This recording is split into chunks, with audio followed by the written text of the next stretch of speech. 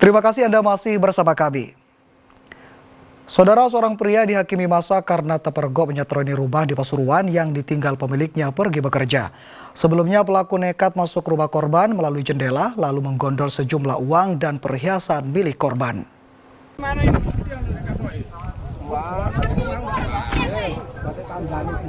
Mansur alias Mulyadi 48 tahun menjadi bulan-bulanan masa usai terpergok menyatroni rumah warga di Desa Sumberjo, Kecamatan Pandaan, Kabupaten Pasuruan, Rabu siang.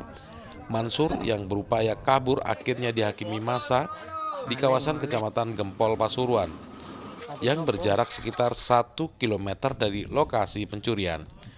Massa yang emosi juga membakar motor Mansur yang dipakai beraksi. Polisi yang datang kemudian meringkus pelaku dan menyita barang bukti motor pelaku yang sudah hangus. Katanya sempat diketahui warga terus pura-pura jadi tukang kuli bangunan katanya di rumah. Itu setelah mencuri apa mau mencuri? Sebelum mencuri pura-pura menjadi kuli bangunan. Oh, di situ. Terus akhirnya Mas nyuri. Lewat mana Mas pencurinya tadi? Jendela katanya. Nyongkel lewat jendela. Iya. Terus ketahuan orang gitu. Nggak ketahuan Pak, maksudnya keluar dari rumah korban tadi sempat diteriaki maling. Saat kejadian kondisi rumah korban tidak ada orang karena ditinggal pemiliknya pergi bekerja, sehingga Mansur nekat menyatroni rumah korban dengan mencongkel jendela. Kemudian pelaku masuk kamar dan mencuri uang di almari senilai 3 juta rupiah. Juga menggondol sepasang cincin perak seberat 10 gram milik korban. Namun pelaku gagal membawa kabur barang curian karena terpergok warga sekitar. Polsek Pandaan telah menerima laporan dari masyarakat bahwa terjadi pencurian di rumah warga. Selanjutnya Polsek Pandaan meluncur ke TKP dan TKP telah ditemukan satu orang korban yang diduga pelaku pencurian. Kemudian telah diketemukan barang bukti berupa uang bersama perhiasan. Dan juga di TKP ditemukan kendaraan korban diduga milik pelaku yang dalam keadaan terbakar. Dugaan sementara bahwa korban memasuki rumah melalui jendela, kemudian saat keluar membuatkan diri, ketahuan masyarakat dan ditangkap oleh masyarakat. Selanjutnya saat ini diserahkan ke Polsek Pandaan. Polisi masih mengembangkan kasus ini karena ada dugaan pelaku terlibat dalam sejumlah kasus pembobolan rumah di wilayah Pandaan dan sekitarnya. Dandi Adi Gafur melaporkan dari Pasuruan. Sementara itu, saudara, komplotan maling motor diringkus tim anti bandit Polsek Simokerto Polrestabes Surabaya. Para pelaku merupakan residivis curanmor dan narkoba yang menggunakan uang hasil penjualan motor curian untuk judi online. 4 maling motor itu berinisial MH 22 tahun, RK 28 tahun, OK 23 tahun, dan ST 23 tahun. Selama beberapa pekan terakhir, komplotan ini menggasak motor di 6 lokasi berbeda di Surabaya. Dari 6 lokasi tersebut, kawanan maling ini menggondol 7 sepeda motor yang seluruhnya dijual ke seorang penadah di kawasan Madura.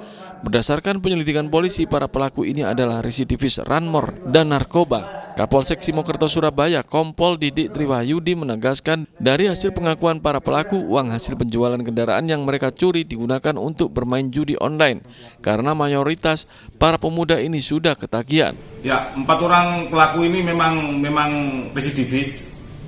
Ya, kita jelaskan bahwa ada residivis curanmor, salah satunya, kemudian yang satu lagi ada residivis narkoba, kemudian yang lain, yang 2 orang itu memang pelaku-pelaku yang baru direkrut dari mereka. Operasinya di wilayah Surabaya saja atau gimana, Pak? Berapa TKP juga? Jadi mereka sudah berhasil melakukan pencurian ini sebanyak 6. Untuk mempertanggungjawab perbuatannya, 4 pemuda komplotan curanmor ini akan dijerat dengan pasal 363 KUHP tentang pencurian dengan pemberatan dengan ancaman pidana 7 tahun kurungan penjara. Dari Surabaya, Ari Purwanto melaporkan. Saudara, seorang wanita pencari rumput diduga terpeleset dan terjatuh ke lubang galian C sedalam 10 meter di Nganjuk. Korban akhirnya meninggal dunia seketika dengan luka parah di bagian kepala. Assalamualaikum, mohon izin melaporkan diduga Mardiatun, warga desa Tarokan, Kecamatan Kediri, ditemukan tak bernyawa di area galian C di Kecamatan Pace, Nganjuk, Rabu siang. Korban yang sehari-hari beraktivitas mencari rumput itu diduga terpeleset dan terjatuh di kubangan bekas galian pasir sedalam 10 meter. Akibatnya korban menderita luka di kepala dan meninggal dunia seketika. Polisi dibantu warga kemudian berupaya mengevakuasi jenazah korban. Kesehariannya apa dia? Mencari apa di sini, Pak? Kesehariannya saya kurang tahu, cuma saya pernah tahu orangnya sering cari botol-botol bekas. Botol minuman. Di sekitarnya korban ada apa, Pak? Ditemukan apa, Pak? Rumput atau ditemukan apa gitu? Kayaknya ada tutup plastik apa ya, gentong apa-apa itu di situ. Pak, diperkirakan dia meninggalnya jatuh atau bagaimana, Pak? Persisnya kurang tahu. Ada dugaan? Tahu ada mayat di sini. Ada dugaan dia terjatuh, Pak, karena di belakangnya ada tebing ini, Pak. Wah, tidak tahu, Pak, ya. Tidak tahu saya. Sementara itu, humas dari perusahaan Galian C mengaku pihaknya sudah memasang tanda peringatan di areal Galian C agar warga tidak memasuki kawasan tersebut karena berbahaya. Inginnya selalu antisipasi, jangan sampai terjadi apapun di wilayah sini. Karena memang sementara pelaku sudah dipikirkan semua sama teman-teman TMKI juga. Sudah ada komunikasi dengan pihak keluarga? Saya tadi sudah ke sana. Setelah ini nanti kesana lagi karena apa? Kan tetangga lagi setiap malam nanti bertanya juga. Tetangga persis belakang rumah saya. Kalau melihat di lokasi itu mungkin dia jatuh dari atas atau bagaimana? Waduh, saya enggak bisa ngira-ngira, Mas. Tahu-tahu di bawah seperti itu. Jadi nanti kalau saya mengira salah, benar nggak? Kini kepolisian masih meminta keterangan warga dan para saksi terkait kejadian ini. Danu Sukendro melaporkan dari Nganjuk. Saudara, pasca diterjang banjir bandang, puluhan rumah di Desa Wonoboyo, Bondowoso mengalami kerusakan.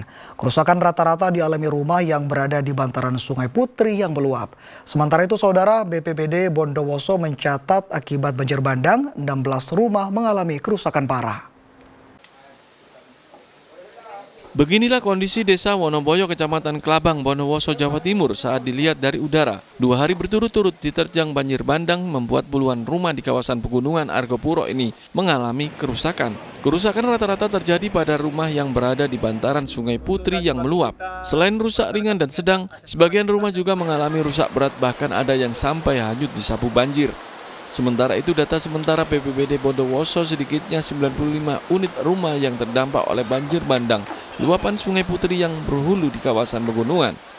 16 diantaranya rusak berat, sedangkan sisanya masuk kategori rusak ringan dan sedang. Kegiatan asesmen lanjutan dan penanganan bersama dengan Forkopimcam dan warga setempat, perlu kita laporkan bahwasanya di sana yang terdampak ada 95 rumah rusak ringan dan 16 rusak berat yang terjadi di RT 10 Dusun Kerajaan Barat, dan yang rusak ringan ada di Dusun Kerajaan Timur. Selain rumah warga, banjir yang terjadi akibat tingginya intensitas hujan di kawasan hulu sungai juga turut merusak ratusan hektar sawah serta tanggul sungai di beberapa titik. Tommy Iskandar melaporkan dari Bondowoso. Kita beralih ke informasi lain, Saudara. Ribuan ikan di Telaga Ngebel, Ponorogo mati mendadak. Menurut Dinas Pertanian, Ketahanan Pangan dan Perikanan Kabupaten setempat, matinya ikan secara mendadak ini merupakan fenomena alam akibat angin besar dan adanya belerang. Ribuan ikan di Telaga Ngebel di lereng Gunung Wilis, Kecamatan Ngebel, Kabupaten Ponorogo mati mendadak. Tidak hanya ikan liar, ikan dalam keramba milik petani siap panen juga mati. Akibatnya pemilik harus mengambil bangkai ikan untuk dibakar atau dikubur, tujuannya agar air tidak tercemar. Menurut petani, matinya ikan ini akibat fenomena alam angin besar dan adanya belerang. Mendadak, jadi begitu ada angin, suhunya dingin, akhirnya keluar. Ini baru pertama kali kejadian kayak gini apa udah sering? Oh, kalau kejadian belerang ya pernah sih, tapi nggak tiap tahun keluar. Kalau ini termasuk yang terparah atau gimana? Ya, ini terparah. Sudah berjalan 5 hari 6 hari. Dikarenakan angin besar disertai hawa yang terlalu dingin, jadinya memicu untuk belerang baik. Ini dampaknya pada ikan berapa? Kalau untuk ikan yang di kerabah, budidaya ikan itu persentase kematian kalau musim belerang ini sampai 50-60%. Sementara Kepala Bidang Peternakan Kesehatan Hewan dan Perikanan Dinas Pertanian Ketahanan Pangan dan Perikanan Kabupaten Ponorogo menyebut matinya ribuan ikan di Telaga Ngebel merupakan fenomena alam upwelling, yaitu proses pergerakan air bawah yang lebih hangat naik ke atas telaga, sehingga saat air dari bawah naik ke atas membawa sejumlah material diantaranya belerang dan amoniak. Gini ya, upwelling itu kan proses pergerakan air yang dari bawah naik ke atas, sementara kan di bawah banyak material-material, terus ke bawah juga material itu ke atas, dan kemungkinan material yang di bawah itu kan ada unsur belerang. Dan kemarin itu setelah diperiksa tidak hanya belerang, ada unsur amoniak juga. Amoniak itu kan sisa metabolisme flora fauna yang ada di bawah itu ikut naik. Petani berharap fenomena gas belerang segera berakhir agar petani ikan nila bisa segera menabur bibit kembali di tengah Telaga Ngebel. Dirgus Yono melaporkan dari Ponorogo. Saudara, bagi Anda yang mencari alternatif tujuan wisata, bisa mencoba mengunjungi agrowisata Kebun Klengkeng di Kabupaten Tuban. Selain menyuguhkan eksotisme alam pedesaan, pengunjung juga dapat memetik dan mencicipi buah klengkeng langsung dari pohonnya. Buah hasil budidaya petani tradisional tersebut berasa manis dan berdaging tebal.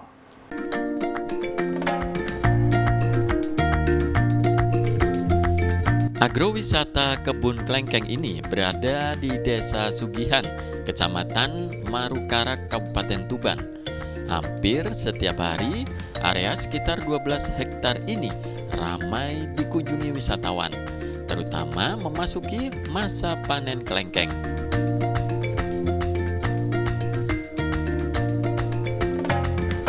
Pengunjung didominasi rombongan keluarga, instansi, atau komunitas. Keindahan alam nan asri menggoda pengunjung untuk bersuah foto. Selain menikmati eksotisme alam pedesaan, pengunjung juga dapat memetik buah klengkeng langsung dari pohonnya. Pengunjung juga bisa mencicipi gratis, namun harus membayar jika membawanya pulang sebagai buah tangan. Untuk harga bervariasi antara Rp30.000 sampai Rp40.000 per kilogram, tergantung kualitas buah. Tapi jangan khawatir dengan rasanya. Klengkeng di seluruh area kebun memiliki rasa yang manis dengan buah tebal namun berbiji kecil. Dalam area ini hanya ditanam satu jenis klengkeng, yaitu kataki atau new crystal. Meski sebagian besar telah menghasilkan buah, namun waktu panen dibuat bergantian. Setiap pohon mampu menghasilkan 40 sampai 50 kg buah klengkeng segar.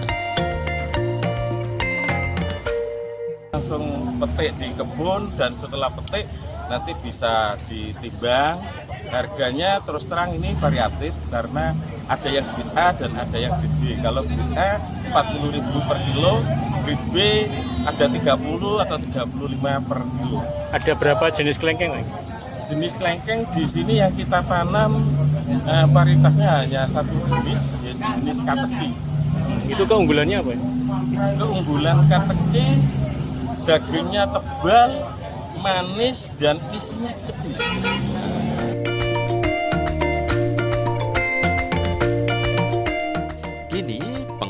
Agrowisata juga menyediakan fasilitas camping ground bagi pengunjung yang ingin menginap di alam bebas. Sapari Ranwijaya melaporkan dari Tuban.